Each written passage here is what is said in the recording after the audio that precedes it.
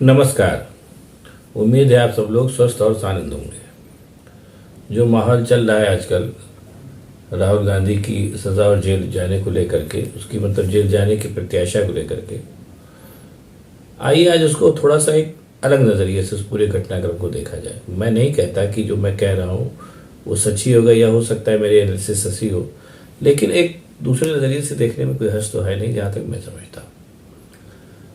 होता क्या है कि थोड़ा बहुत मैंने भी पत्रकारिता की है, तो मैंने देखा है कि बहुत सी चीज़ें ऐसी होती है, ख़ासतौर से ऊपरी स्तर पर, जिस तक उनको हम लोग नहीं जान पाते, लेकिन वो भी अपना काम करती हैं और उसके भी परिदृश्य नीचे तक आते हैं, उसके बल्कि कह लीजिए प्रभाव नीचे तक आते हैं। आइए अब बात शुरू करें थोड़ा सा बैकग्राउंड के साथ। 2014 में अपने प्रधान सेवक जी आए और उन्होंने तमाम तरीके के वादे किए, और उन वादों में उन्होंने बहुत बड़ी बड़ी घोषणाएं की। वो दुनिया जानती है, आप सब लोग भी जानते हैं। और उन वादों के और बड़ी बड़ी घोषणाओं के सहारे उन्होंने 2019 का भी चुनाव जीता। और एक तरीके से वो करिश्मा था उनका, उस जमाने में चल रहा था कि वो कुछ भी कहते थे, लोग उस पर यकीन करते थे। लेकिन कहीं ना कहीं वो करिश्मा जो है वो धीरे धीरे 2020 आते आते उतार पे आने लगा। और क्योंकि जाहिर सी बात है, जो ज़्यादातर उन्होंने वायदे किए थे उन पे वो खरे नहीं उतरे। और ये भी सच बात है कि लोगों को लगने लगा कि ये वायदे ऐसे जानबूझ के ऐसे वायदे किए गए थे कि लोगों को मिसलीड किया जा सके। बहरहाल राजनीति इसमें सब होता रहता है। और उस समय तक विपक्ष को कंट्रोल करने का एकमात्र तरीका सत्ता पक्ष के पास ये था कि उनकी खिल्ली उड़ाती थी। यही तक बात थी। और राहुल गांधी तो पप्पू थे ही उस जमाने में। अब दूसरा टर्न आया राजनीति में, जब राहुल गांधी ने पदयात्रा निकाली, और उस पदयात्रा में जो जनसैलाब उनके पीछे चला, उसने कहीं न कहीं सत्ता पक्ष के भी कान खड़े कर दिए, और लोगों ने प्रत्यक्ष आंखों से देख लिया कि राहुल गांधी के पीछे एक बहुत बड़ी फॉलोइंग है। उस फॉलोइंग को लेकर के भी तरह तरह की बातें की गई, लेकिन बहरहाल वो जो जनता उनके पीछे चली, ये लोगों ने देखा अपनी खुली आंखों से। यहां तक तो साफ साफ बात समझ में आई है। अब जिस चीज को लेकर के हल्ला आजकल मच रहा है, और इसमें कोई शक नहीं है कि अपने प्रधान सेवक की और जो केंद्र सरकार है वो पूरी तरीके से बड़े इंडस्ट्रीज के फेवर में है। ये बड़ी कॉमन सी बात है, सब जानते हैं इस बात को और कहते भी हैं आपसी बातचीत में। और उनके तमाम जो लोन माफ किए गए लाखों करोड़ों रुपए की, ये भी सभी जानते हैं इस बात को। और उसके बरक्स इसका भी जिक्र होता है कि किसान आंदोलन जब चला, किसान बेचारे महीनों वहां डटे रहे, लेकिन उनकी कोई बात नहीं सुनी गई। ये सब बातें भी सामने हैं, लोगों ने देख रखी। बहरहाल इन सब परिस्थितियों के बीच में राहुल गांधी ने पदयात्रा निकाली, जिसमें उनको अच्छा खासा समर्थन मिला, जिसको लोगों ने देखा। अब यहीं से एक अदृश्य शक्ति आ गई। अदृश्य में ऐसे केवल मजा लेने के लिए कह रहा हूं। एक ऐसी शक्ति ने बीच में इंटरवीन किया जिसके बारे में किसी ने सोचा भी नहीं था। लेकिन बहरहाल अब उसने क्यों इंटरवीन किया मुझे नहीं पता, लेकिन बहरहाल उसने इंटरवीन किया। और अगर आप ठंडे दिमाग से देखें, आप लोग सोच भी रहे होंगे, ऐसा नहीं है कि उस सीनेरियो एकदम से बदल गया जब हिंडनबर्ग रिपोर्ट आई, और उसने पहला जो निशाना साधा वो अडानी जी के ऊपर साधा, जिनको आम जनता जानती है कि प्रधानमंत्री से उनके बहुत ही अंतरंग और निजी संबंध है। आज से नहीं, जब से वो मुख्यमंत्री थे गुजरात के, तब से। और उन्हीं के हवाई जहाज में उन्होंने चुनाव प्रचार किया। ये बड़ी सब जानते हैं, इस बात को बताने की जरूरत नहीं है। और उस खुलासे के बाद जो थे अडानी साहब, जो बिल्कुल एकदम धराशायी हो गए, और उनकी सारी संपत्ति लगभग घट के आधी रह गई। यहां तक अभी मतलब ये जो पूरी परिघटना हुई, हिंडनबर्ग रिपोर्ट जो आई और जिसने अडानी को धराशायी कर दिया, इसमें प्रथम दृष्टि अगर देखें तो इसमें भारतीय राजनेताओं का या इनका सबका कहीं कोई योगदान नहीं था। वो एक विदेशी कंपनी है जो यही काम करती है, और उसने जो भी वजह रही मुझे नहीं मालूम, अडानी पर निशाना साधा। यहीं से परिस्थिति एकदम बदल गई।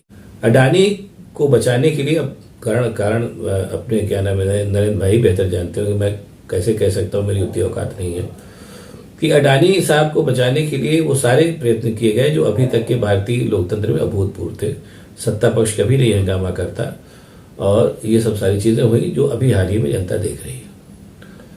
उसके बाद ये सब हंगामा चल ही रहा था और राहुल गांधी जो थे वो विपक्ष के नेता होने के नाते अडानी पर एक के बाद एक लगातार आरोप लगा रहे थे और ये भी कह रहे थे कि अडानी ये सब सारे काम इसलिए कर पा रहे हैं या इतनी बेईमानी इसलिए कर रहे हैं कि उनके मोदी जी से बड़े निजी संबंध हैं जो प्रधान सेवक है। ये सब चल ही रहा था, तब तक एक फैसला आया जिसमें राहुल गांधी को जेल जाने की नौबत आ गई। ऐसा फिलहाल रहा। यहीं से एकदम से चीज़ें और गड़बड़ाने लगी और शोर शराबा ज़्यादा शुरू हो गया। ऐसा इसलिए ये कहा जा रहा है कि राहुल गांधी को संसद में न बोलने दिया जाए, वो न बोलने पावे, इसके लिए उनकी सदस्यता ले ली गई। भारतीय जनता पार्टी कहना है कि कोर्ट के फैसले से हुआ है, हमारा इसमें कोई लेना देना नहीं। वो चाहते तो माफ़ी मांग करके इससे छूट भी सकते थे। बहरहाल अब सच्चाई जो भी हो मुझे नहीं मालूम, ये तो दोनों तरफ के आरोप प्रत्यारोप है, सभी अपनी अपनी बात कहते हैं।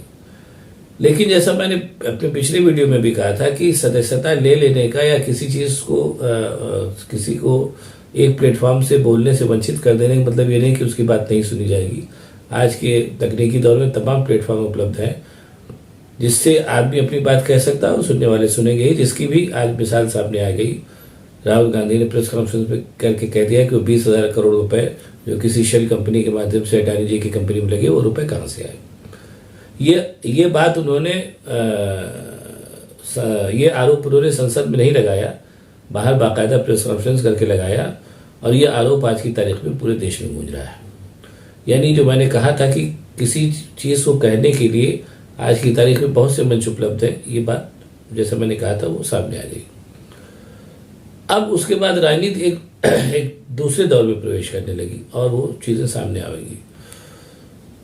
मान लिया कि उनके पास माफ़ी मांगने का राहुल गांधी के पास एक अवसर था, उन्होंने माफ़ी नहीं मांगी और वो सीधे उन्होंने हिट ऑन कर दिया कि नहीं, अब मैं सीधे जनता की अदालत में जाऊंगा और मुझे जेल भेजना हो तो भेज दें।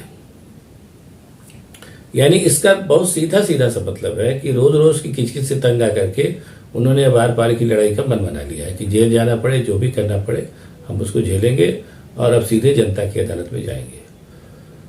अब इसके बरक से एक और काम हो रहा है कि जो तमाम छापे और जो तमाम विपक्षी दलों के ऊपर जो खासतौर से क्षेत्रीय दल पड़ रहे हैं, उससे उनको अपने अस्तित्व पर भी खतरा मंडरा रहा है।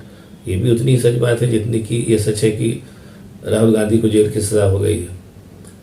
अब ऐसे में विपक्षी दल जो खासतौर से क्षेत्रीय, उनके सामने दो संकट है। वो सामने आज की तारीख में उन्होंने कह भी दिया है, अच्छी बात है, कहना भी चाहिए कि वो अपने अस्तित्व के लिए कांग्रेस के साथ आना भी चाहते हैं, लेकिन उनका पास्ट, जो कांग्रेस का पास्ट रहा है, वो भी उनको कहीं ना कहीं से शंकित करता है। कांग्रेस ने भी अपने अच्छे दिनों में विपक्ष के साथ इतना बुरा तो नहीं, लेकिन कुल मिला के बुरा बर्ताव ही किया था, ये भी फैक्ट है। और हाँ, लेकिन ये मैं फिर कह रहा हूँ कि भारतीय जनता पार्टी जैसा बुरा बर्ताव नहीं किया गया था। कांग्रेस अपने ज़माने में क्षेत्रीय दलों को और एक लिमिट तक थोड़ा परेशान तो करती थी, लेकिन उनके अस्तित्व के सामने संकट आ जाए ऐसा कांग्रेस ने कभी नहीं किया, जो भारतीय जनता पार्टी ने महाराष्ट्र में करके दिखा दिया और भी तमाम जगहों पर वो करती है। अब ऐसे में जो ऐसे विपक्षी दल हैं जो क्षेत्रीय हैं, जिनको कह लीजिए, और मैं पहले भी एक बार कह चुका हूं कि आज की तारीख में न भारतीय जनता पार्टी राष्ट्रीय पार्टी है, न कांग्रेस राष्ट्रीय पार्टी है। जितना कांग्रेस के पास है, जितना भारतीय जनता पार्टी के पास है, लगभग उतना ही हिस्सा हिंदुस्तान का विपक्षी दलों, मतलब जो क्षेत्रीय पार्टियां उनके पास भी है। 1/3 का रेशियो है मोटा मोटा। ऐसे में जहां तक मुझे लग रहा है कि अब 2024 की लड़ाई का जो बिगुल है वो फूंक दिया गया है। राहुल गांधी ने ये कह के मैं माफ़ी नहीं मांगूंगा, और क्षेत्रीय पार्टियों ने भी ये कह के उनका समर्थन करके, लेकिन साथ ही साथ ये आशंका भी जता करके कि हम समर्थन तो कर रहे हैं, लेकिन उसके बदले में हमें आप क्या देंगे, ये भी बता दिया है कि हम समर्थन करेंगे तो हमें उसके बाद अपने भविष्य की गारंटी भी चाहिए। यहाँ तक बात आकर के फिलहाल रुकी हुई है और ये साफ साफ दिखाई दे रहा है कि अब आर पार की लड़ाई के लिए राहुल गांधी और कांग्रेस ने भी मन बना लिया है, और भारतीय जनता पार्टी ने, जैसे मैंने कहा था, कि विपक्ष को दीवार तक ला करके छोड़ दिया है कि अब वहाँ से पलट करके वार करने के अलावा और उसके पास कोई चारा नहीं है। अब इसको कहने मुझे कोई संकोच नहीं है कि 24 में जो इलेक्शन होगा उसमें जनता जिसके पाले में जाएगी वही सिकंदर होगा। और अगर पहले भी ऐसा हो चुका है, ये मैं बताना चाहूँगा, इसको बता करके मैं बात खत्म करूंगा कि जब इंदिरा गांधी हारी थी 1977 में, तो उनके साथ भी उस समय की जनता पार्टी की सरकार ने लगभग यही सब किया था जो आज राहुल के साथ किया जा रहा है। और 80 के इलेक्शन के पहले तक अगर सरकार की माने उस समय की जो जनता पार्टी की सरकार का रवैया था, तो इंदिरा गांधी एक बहुत ही दागदार और भ्रष्ट महिला थी जो 80 का चुनाव जीतते ही एकदम से उजड़ी और साफ हो गई। और उसके बाद बहरहाल उन्होंने पूरा 5 साल बढ़िया शासन किया, ये भी सच बात है। तो अब वो लड़ाई जो थी वो कुल मिलाकर के इंदिरा गांधी को दागदार साबित करने की और उनके कार्य उनको बदनाम करने की वो लड़ाई जब जनता की अदालत में गई, तो इंदिरा गांधी साफ सुथरी हो करके निकली। ये इंदिरा गांधी के साथ ही नहीं हुआ है, ऐसा और भी क्षेत्रीय दलों के साथ भी ऐसा हो चुका, मैंने जिक्र भी किया है। तो अब कहीं कुल मिलाकर के मामला जो है जाकर के वहीं पर रुकने वाला है कि अब सीधे सीधे जनता की अदालत में जाने की तरफ बढ़ रही है। कर्नाटक में चुनाव हो भी रहा है और अब 2024 के इलेक्शन ही ये बताएंगे, उनके परिणाम ही ये बताएंगे कि दरअसल कौन भ्रष्ट है और कौन नहीं भ्रष्ट है। अगर आज की तारीख में विपक्षी दल विजयी साबित हुए तो उनके सारे आरोप स्वतः धुल जाएंगे और फिर कटघरे में भारतीय जनता पार्टी आ जाएगी। और अगर भारतीय जनता पार्टी तीसरा मौका पाती है तो फिर उसकी बात सच मानी जाएगी कि विपक्षी भ्रष्ट था और वो चुनाव हार गया। फिलहाल इतना ही कहना समझ में आ रहा है। और लेकिन हाँ, बस इस सारे जो मतलब सीनेरियो में एक बात बिल्कुल सामने आ गई है कि विपक्ष पूरी तरीके से चाहे अस्तित्व के लिए ही लामबंद होने के लिए मजबूर हो गया और वो हो रहा है। उसके परिणाम 2024 के इलेक्शन में दिखाई देंगे। बहुत बहुत धन्यवाद, नमस्कार।